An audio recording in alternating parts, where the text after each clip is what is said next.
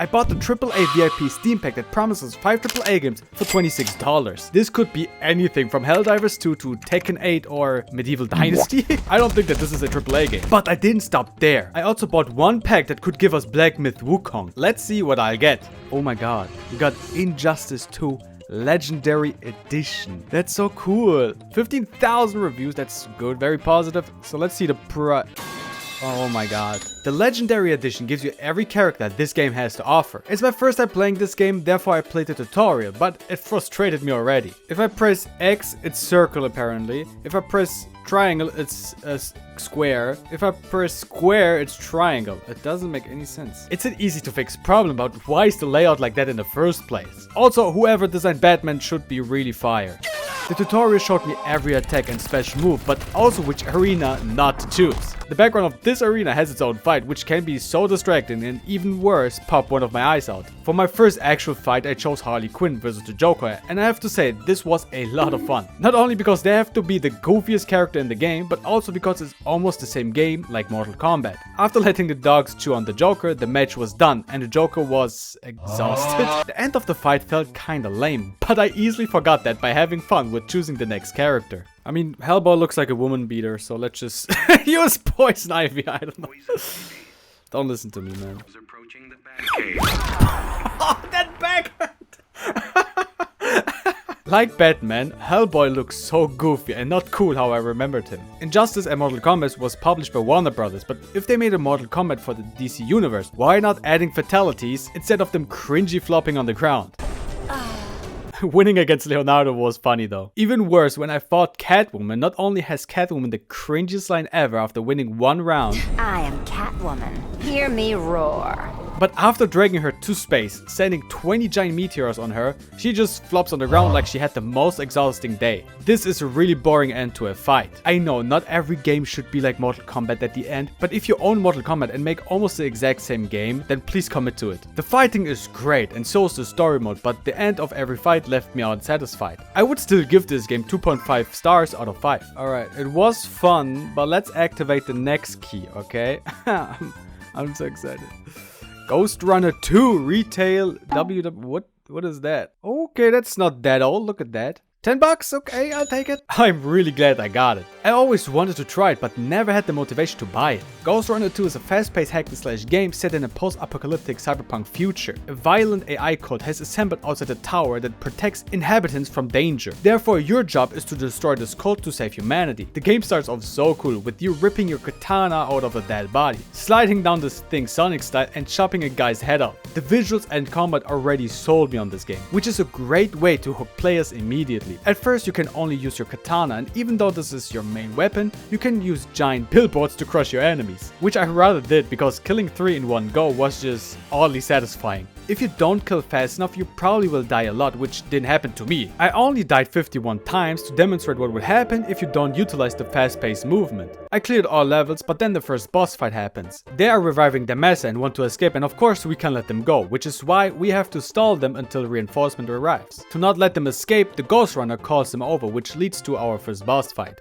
I'm going to be honest here that I died many times, but I think that this was kinda necessary, for me at least, to see what attacks he has and how I could dodge them effectively. Some attacks are just sword slashes, but some are a wall of energy that can only be dodged by jumping up and then dash towards him. At one point reinforcement arrives. He stuns the enemy, which gives us the opportunity to slash him. Not only that, but you can also grapple hook on him to dodge bigger attacks like the wall I mentioned. Later on, the guy who I thought is the reinforcement gets handcuffed from the actual reinforcement, which left me confused. And to be honest, if these little guys would try to help, they would probably get killed. It did an amazing job introducing the game, showing the potential threat ahead and your abilities. After a certain point, you will unlock new abilities and weapons to take on much stronger opponents. To be transparent, I have a love-hate relationship with hack and slash games. I love them because of how addicting it can be just to parkour around and slash enemies. But not only that, the visuals are great and so is the music. But on the other hand, the fast-paced gameplay could give me a headache. Once you get killed, you reset and have to think about what you did wrong and have to improve, or, like I demonstrate, you will die 51 times. This game truly deserves 3 stars from me.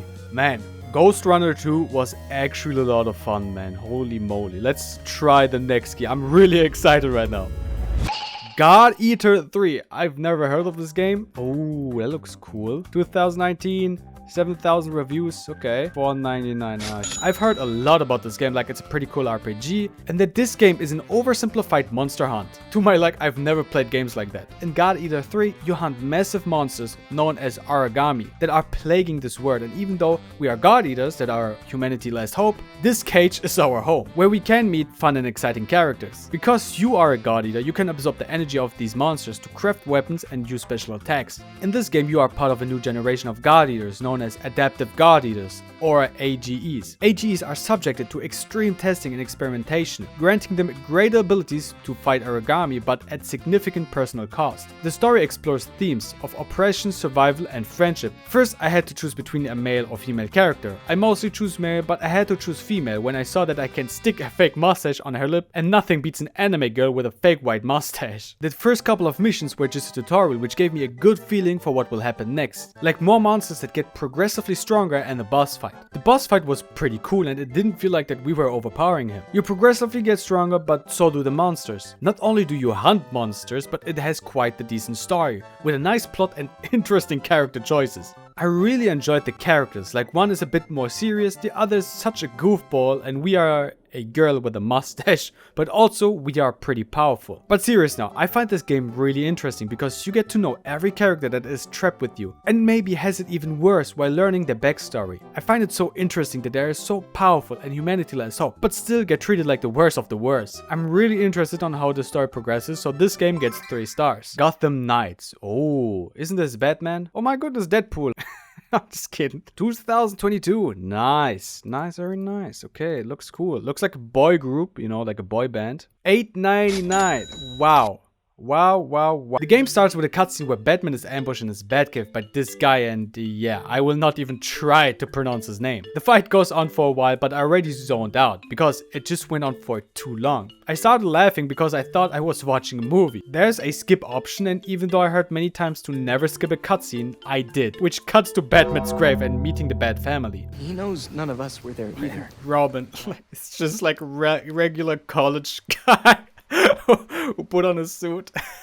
Our ultimate goal is to pick up the pieces Batman left behind and solve the final investigation he was working on. We can choose for now one of 4 characters that we will play for the first mission. You got Red Hood here who got guns, Robin who light in his resume but is pretty good in stealth, Nightwing who has rapid combos, and Batgirl is tough as nails. What is like tough as nails?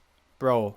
Why is that a proficiency? They didn't know what to put in the middle, so they put just a tough as nails. Maybe I'm missing something, but aren't they technically all tough as nails? Anyway, I chose the guy who made his resume with ChatGPT and went to the first mission at the Gotham University, where a secret hard drive is located. You can climb up buildings or enter them illegally by using a grapple hook, which every character has. In the university, I found some clues that leads me into a lab where the murder of a guy called Langstorm took place. Here we get introduced with the first puzzle, to find the right passcode and device to open the secret door. The puzzle wasn't that hard, you just have to click and connect things you think fit together. And after clicking around, I found out that the device to unlock the secret door is a microwave. In that room we find mystical creatures and most importantly the hard drive. On our way out we meet some rioters. They think Gotham is a no-rule city now because Batman died, but they forgot the next prodigy, Tim Drake.